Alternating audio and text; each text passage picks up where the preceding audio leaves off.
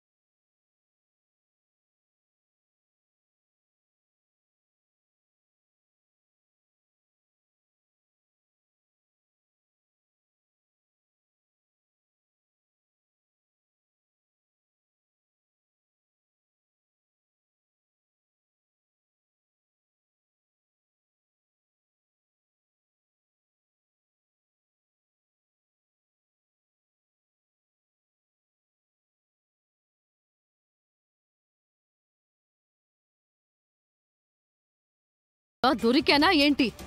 అందరూ ఇష్టం వచ్చినట్టు మాట్లాడుతున్నారు. అమ్మవారి గురించి నేనెందుకు ఆలోచించాలత్తయ్య గారు?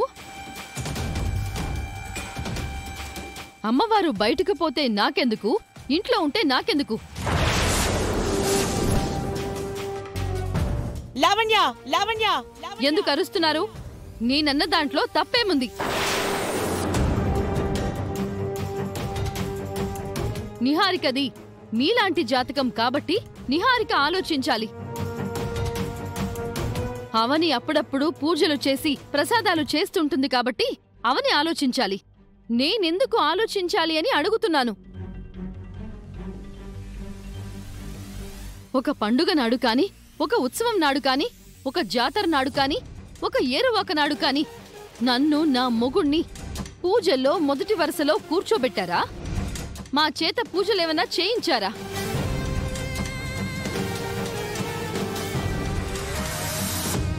అమ్మవారి విషయంలో నాకు ఎలాంటి గౌరవం అయినా ఇచ్చారా? ఇవ్వలేదు. ఆటలో అరటి పండులా, కూరలో కరివేపాకులా మీరు ఆడిస్తే ఆడే తోలు బొమ్మలా చూశారు. అలాంటప్పుడు నేను విగ్రహం గురించి ఎందుకు ఆలోచించాలి? నాకు అవసరమే లేదు. అక్క, ఎందుకు ఎమోషనల్ అవుతున్నావు? కూల్ అవ్వు. నువ్వు నోర్ముయ్.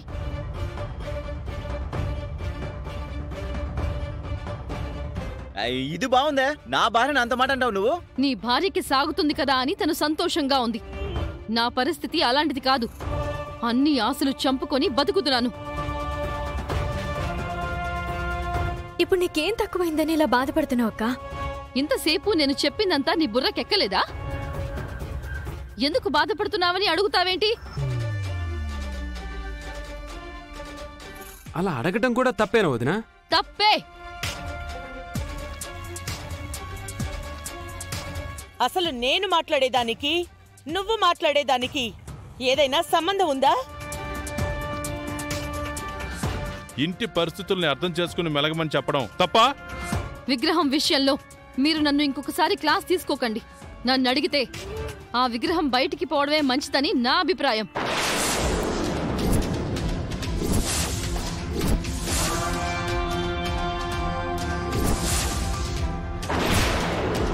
సిస్టరో, ఆరుతున్న మంటల మీద నువ్వు పెట్రోల్ పోస్తున్నావు.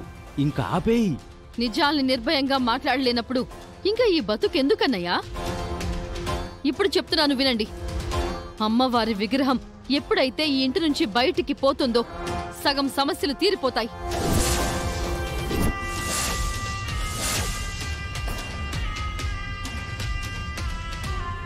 అవనికి నిహారికకి మధ్యున్న ఆధిపత్య పోరు తగ్గిపోతుంది. ఇంటికి పట్టిన దరిద్రం వదిలిపోతుంది. ఏం కూసావే?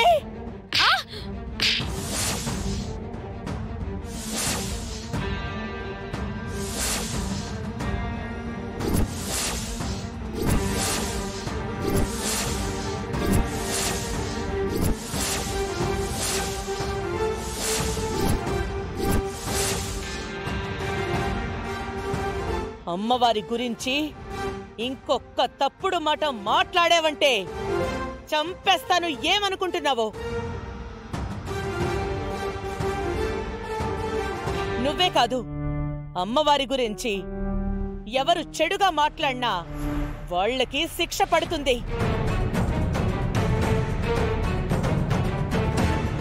అమ్మవారు బయటికి పోతే సమస్యలు తగ్గవే, సమస్యల్లో చిక్కుకుంటాం. అమ్మవారు దరిద్రం కాదు, దరిద్రమైన మన బ్రతుకులను అదృష్టంగా మార్చిన దేవత.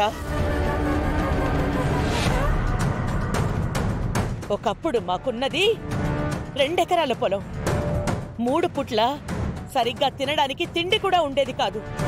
అమ్మవారు దొరికిన తర్వాత ఎంతో ఆస్తిని సంపాదించాం. ఏ రోజు తిండికి ఇబ్బంది పడలేదు.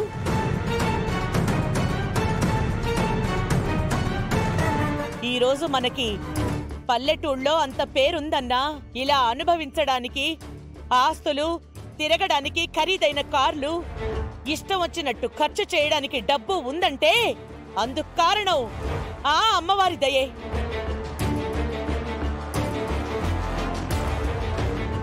అమ్మవారి విలువ గురించి నువ్వెప్పటికీ తెలుసుకోలేకపోయావంటే సిగ్గుచేటమ్మా. అమ్మవారి ఇంటి నుంచి బయటికి పోయిందంటే మన బతుకులు ఎంతలా అల్లకల్లోలం అయిపోతాయో తెలుసా? మీకు అర్థం కావట్లేదు. మన బతుకులన్నీ అమ్మవారితోనే ముడిపడున్నాయి. మనం ఈ రోజు ఇంత సంతోషంగా ఉన్నాము అంటే అందుకు కారణం అమ్మవారే. ముమ్మాటికి అమ్మవారే.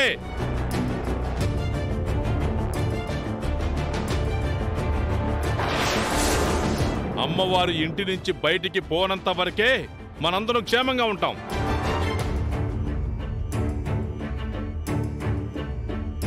మరొకసారి అందరికీ చెప్తున్నాను వినండి. అమ్మవారి విషయంలో ఎవరు చెడుగా ఆలోచించినా నేను సహించను. వాళ్ళని ఎలా శిక్షిస్తానో మీరు ఊహించలేరు. అందరూ గుర్తుంచుకోండి. జీ5 యాప్ డౌన్లోడ్ చేసి అన్ని ఎపిసోడ్స్ పూర్తి ఉచితంగా చూడండి.